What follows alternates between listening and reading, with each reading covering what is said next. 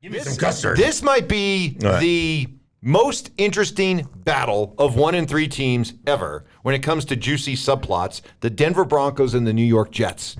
You've got Nathaniel Hackett, who was the coach of the Broncos last year, now the offensive coordinator of the Jets. You have Sean Payton, who said in a famous interview this summer that Nathaniel Hackett's coaching job may have been the worst coaching job in history of NFL. Yeah. He said, whatever they did last year, we're doing the opposite. Yes. And now here we are with both teams at 1-3. And the funny thing is, it is always, karma is an absolute bitch, as you well know.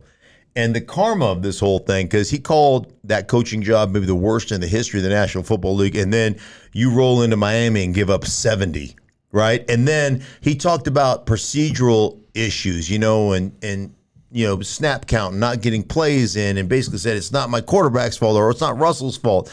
And then you go on to have 5 false starts in one game last week in Chicago.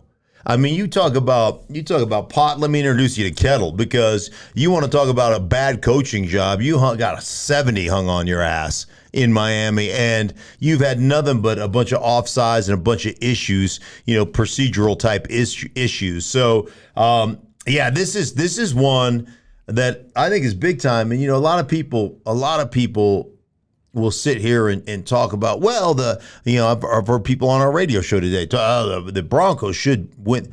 I don't know. Defensively, they're awful. I mean, you just made Justin Fields, who everybody was talking about, maybe we tank for Caleb Williams or whatever. You just made Justin Fields look like Patrick Mahomes.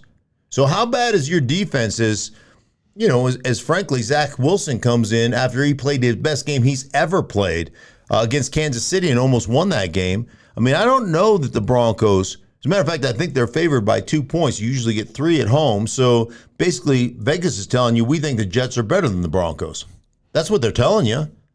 So a lot of juicy subplots. We know that Robert Saleh keeps receipts, So this is an interesting one to me. And I don't know. I mean, the Jets are legit on the defensive side of the ball. If they get any decent quarterbacking from Zach Wilson, good things for the Jets. Speaking of quarterbacking, do we have to look at Russell Wilson differently? This was a guy who was, and rightly so, was crushed for his play, vilified for his cringy comments. But this year, he's playing really well. Statistically, he's one of the top quarterbacks in the NFL. I think he's ranked number 3 right now. Yeah. But I'm Purdy, and I don't even remember who's ranked number 2, but it was Purdy, and then Russ was 3.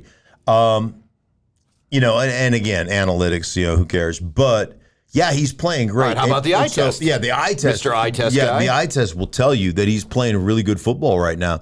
And I think there's a couple of things that, Sean Payton, the head coach of the Broncos, tasked himself with. One, the cringy comments. Called it the more anonymous donors. Like, get off social media. Remember, there was always, they're just getting thumped. They're scoring 8, 12 points, whatever it is. And he's always got a picture of him, like, leaving in his whatever his Rolls Royce for the game, heading to the game, woohoo, and then he's at the game with a suitcase, roller bag, and some Versace, and it's some promo on Instagram. So Sean basically put the kibosh to that, said that's not going to happen anymore. We're going to focus on not being a celebrity, but being a quarterback.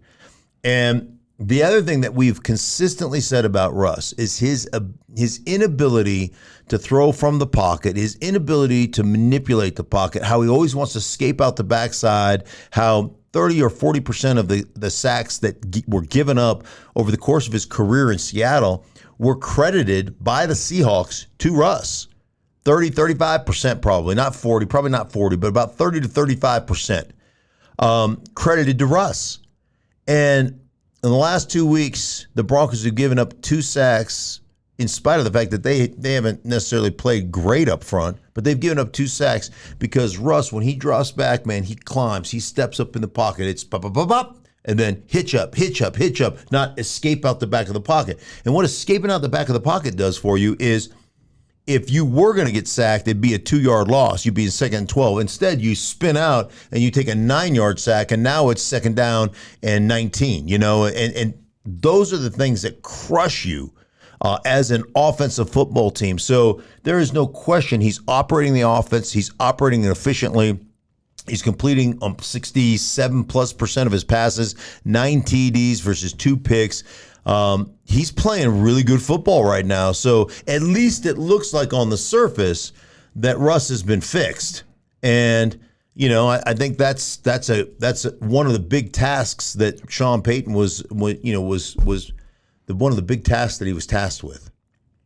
It's from the Department of Redundancy Department. Yeah. It's one of the big challenges he was tasked with. It was boom. It was his number one. How about that? It was his number one task. It really was. If he had one thing above all others, number one on the to-do list in his first year was to try to fix Russell Wilson. Yeah, it's like Curly. Curly? Yeah.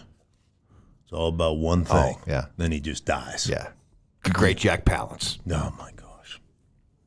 I poop bigger than you. Yeah. Right? Wasn't that the one? Awesome. By the way, quick aside, it was the Battle of Bunker Hill. Boom. The Battle of Bunker Hill. Oh, right. You looked it up? So, no, yeah. Well, yeah, but I was right in the first place. Oh. I got it right. Was that Custard? No, that was not Custard. And it was the Battle of Bunker Hill. Who said that? Who said it? I don't know. I only did enough research to get the answer. Just to prove that I was right. Right. So okay. that's all we really need to know.